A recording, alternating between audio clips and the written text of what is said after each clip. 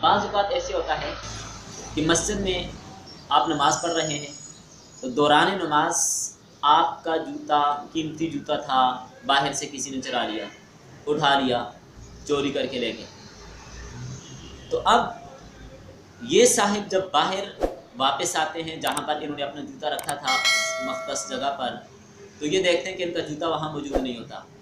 اب یہ کرتے ہیں کہ وہاں پر کسی اور کا جوتا اٹھا کر اس کو لے جاتے ہیں۔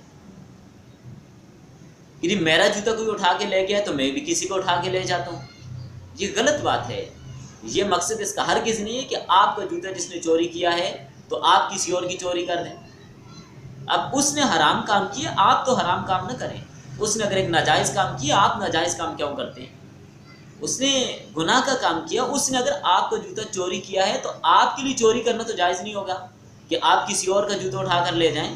تو یہ اکثر نمازی حضرات اس میں بہت زیادہ کوتاہی کرتے ہیں کہ جس کا جوتا چوری ہو جاتا ہے وہ کسی اور کا جوتا اٹھا کر لے جاتے ہیں۔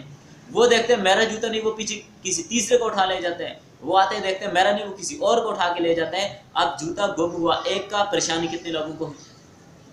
تو اس لیے کسی ایک کی چوری کرنے سے دوسرے کے لیے چوری کرنا جائز نہیں ہو جاتی۔ اگر اس نے آپ کا جوتا چوری کیا ہے تو آپ کسی اور مسلمان بھائی کی چوری نہ کریں، آپ کسی کا جوتا اٹھا کے نہ لے جائیں، تو اس سے احتراز کریں، آپ قربانی دیں، آپ ننگے پاؤں چلے جائیں یا کسی سے جوتا مانگ کر لے جائیں۔